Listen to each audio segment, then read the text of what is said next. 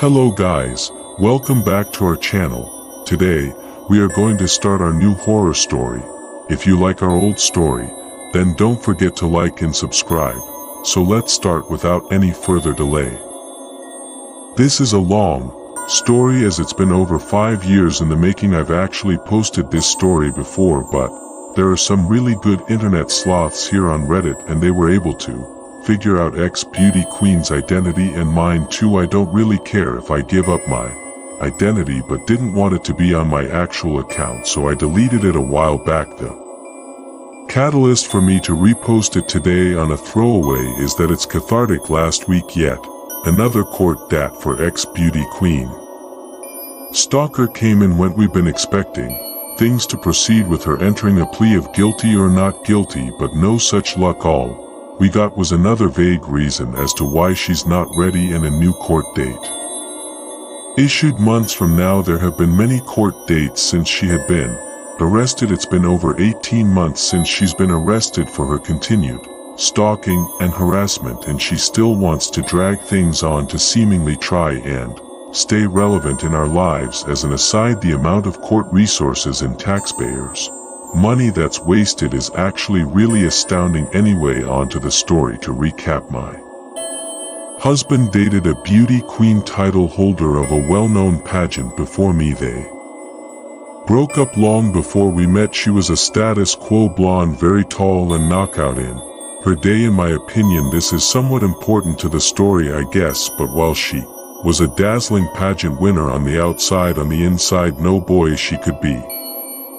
charming and beautiful if she needed you, but mostly she treated people around her terribly, including my husband, and he eventually broke it off with her, but she never went away. She would continue to call and email repeatedly even after my husband and I met. If anything, her calls increased. She would call over and over again, day and night. Even after my husband, then boyfriend, blocked her number, she would ask for money and threaten to go to the police, claiming he abused her if he didn't give it to her. He obviously did not give her the money. This made her very upset. The threats increased and became more malicious, but when that didn't work, she would switch tactics and try and sweetly ask him for help with certain projects she was trying to get off the ground, or more accurately, have him do the work for her, and she'd take the credit with the promise that if he did just this one last thing for her, she'd go away. He did not reply, so she would go back to being malicious, any tactic for attention or for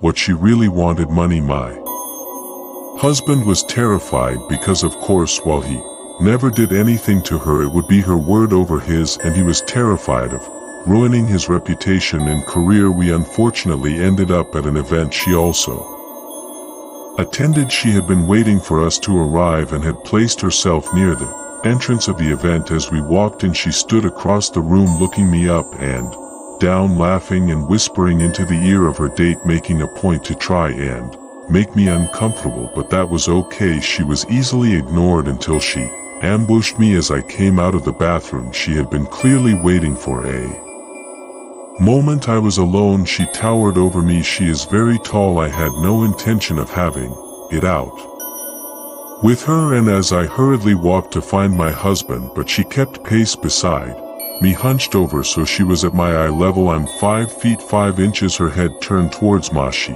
was like a character of her herself as she ambled beside me, smiling maniacally.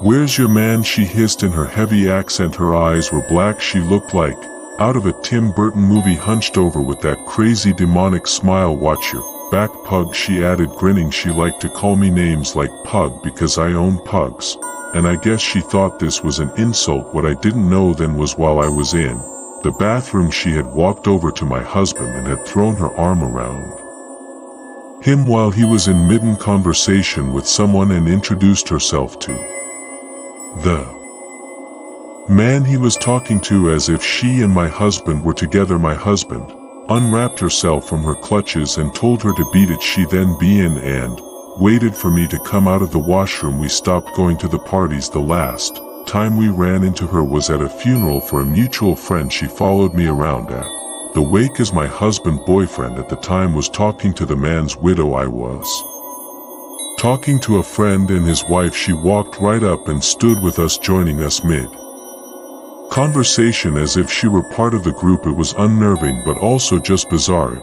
was a funeral and I did not want a scene. I silently picked up my glass of wine off the bar and walked away, leaving her with the couple I'd been speaking to and her staring at me with a smirk on her face. All in all, annoying but manageable. However, the calls never stopped. She would call my husband over and over, day and night, even though he had a long blocked her number to drive by. I found my car keyed one night after I left it outside, but obviously I couldn't prove it's her. But enough was enough. My husband had a lawyer send a cease and desist after the first she called him from a private number. He answered and she said, "Hi, it's me," in a sing-song voice like they were the best of friends and he hadn't just sent her a lawyer's letter ordering her to stay away from him and his family. He said nothing and hung up. Another seasoned desist was sent, then a third. Nothing would make her go away. She did not actually think my husband was capable of not wanting to be with her, because you know her beauty. Eventually, though, she got pissed that he was not giving in, so she decided to take this rage to the internet. I knew that because she absolutely checking out my social media, but I don't really use it much, so I didn't care. However, she created a fake Twitter account and tweeted husband's name is a fraud and attacked his colleagues, friends, investors, family members, every single person she could think of to try and ruin his reputation and career. On New Year's Eve, she posted on my Instagram account at exactly 12:01 a.m. "Happy New Year, Scrud." Social media settings were all put to private. We went to the police armed with the emails threatening to give her money or she would go to the police. She was charged with 2 counts of harassment and a restraining order was put into place. To our shock, the next day after her arrest, our phones were buzzing. This story had made front page news. Clearly a slow news day. Her day in court came right before we arrived to the courthouse and sat down. She walked in. We were shocked by her appearance. Actually, shocked is an understatement. She was unrecognizable from her former self. Gone was the statuesque, dazzling blonde. She had apparently shaved her head and was wearing a short, ratty brown wig. She had gained about 80 pounds, give or take, and was now sort of hunched. With her height and new girth, she looked like a linebacker. To add to her new look, she wore a bulky brown men's overcoat and a scarf tied over her wig like a babushka. My immediate thought was her outside now matches her inside, but it was her eyes that I noticed the most. About a year earlier, we had shown a photo of her to our kids so that if she ever had approached them, they knew to run. At the time, my son, who was young, commented that she had mean eyes from the mouth of babes. Maybe it was that she had changed so much physically overall, but her dark eyes had narrowed into deep black slits. As she scanned the courtroom and saw us in court, she would turn around every so often to look back at us and glare. She would then whisper in her lawyer's ear and laugh as if she were having a grand time. She had a pair of big, round, cheap sunglasses that she would put on and take off intermittently. When she addressed the judge, she put them on and he asked her to remove them. You thought she was putting on a brave face and treating it all like a joke, but we were about to find out that getting arrested wouldn't slow her down. The restraining order didn't seem to face her at all. If anything, it angered her more. From then on, every day, night and day, she would post from multiple social media accounts, posting photos of myself, of my husband. She would put up my husband's photo with the caption pedophile or other terrible names that included racist and transphobic comments and captions. To give you a slight idea, she posted altered pictures of my husband photoshopped to look like he was wearing heavy makeup and referring to himself as a pre-op transgender. She posted altered and unflattering photos of myself. She called me old, ugly. Those are the G-rated ones. Listen, I am no beauty queen myself. The name calling, while obsessive and gross, wasn't what bothered me most, although I'm not going to lie. Seen hundreds of photos of myself on her fake Twitter account calling me ugly and obsessively pointed out every single perceived flaw. Did succeed in getting me down at times. Why did I keep looking? Because it was like in a glimpse into her unraveling and unraveling mind, just in case it was a clue of what she was capable of thinking or doing next, because it wasn't her insulting post that faced me.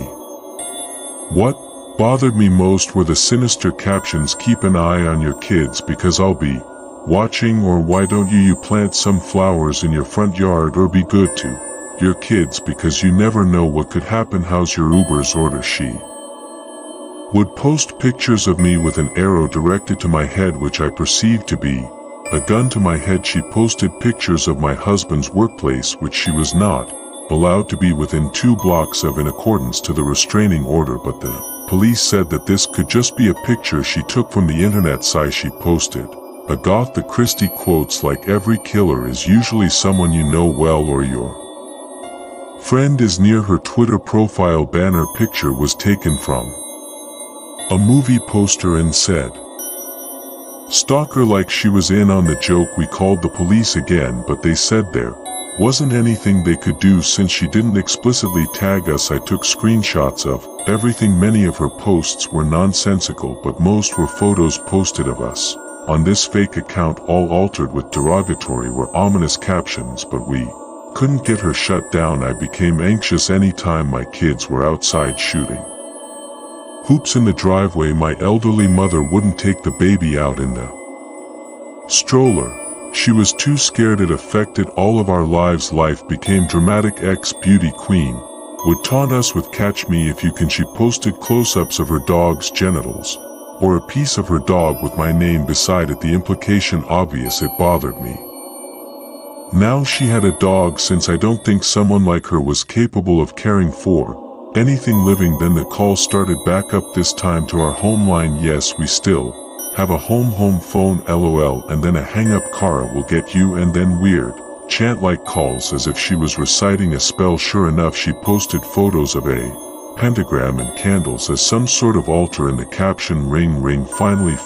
The police asked us to come in and give video statements. We gave them a drive containing thousands of screenshots of posts she had made. They arrested her again and charged her with 2 more counts of criminal harassment. A husband is angry at this point, but as a mama bear, I just wanted to get this over with. She mentioned the kids frequently and ominously many times in her online rants, also calling them rude names, which I won't repeat here because there are the things that upset me the most. The judge also issued a social media ban for her by the time she was rearrested for the second time. Her fake Twitter account, which was literally mostly insults or references to my family, had 16,000 tweets in a 3-month period. She has no followers, so they were just to herself. The P sites I have been continuously being tagged on. Stop. Things quieted down tremendously, but I still get follower requests that I believe are her. But at this point we are all on edge. I kid you not, I felt weird walking into my kitchen at night to make a sandwich, feeling creeped out that she was outside watching. I put nothing past her, as nothing is more dangerous than a desperate woman who has nothing to lose, which by the way was one of the quotes she posted. I don't know what is wrong with her. I believe from what I've researched, she is a malignant narcissist, perhaps some of other mental issues at play here, but I can say she was a terrible person long before she decided to try and make our lives miserable. Crazy beauty queen turned stalker. I would love nothing more than to never meet again, but if going to court helps you stay away from us forever, then bring it. As an aside, I wanted to mention that we heard from a reliable source that after my husband broke up with her, she allegedly became known to police for other reasons.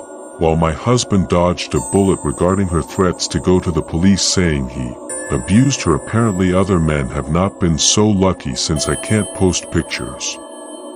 I'll leave you with one of her posts, one that may not make much sense, but to us it was a statement to let us know she enjoys this drawn-out court process. Many of her posts are in her native language, so this is translated. Violent women in the cruelest never answer questions. They like to continue the misunderstanding. Indefinitely, so I seek to contact people only in order to torment them. My cruelty is my last attachment to the world and my last chick. That's enough for today, guys. I hope you like our story. We meet in the new horror story.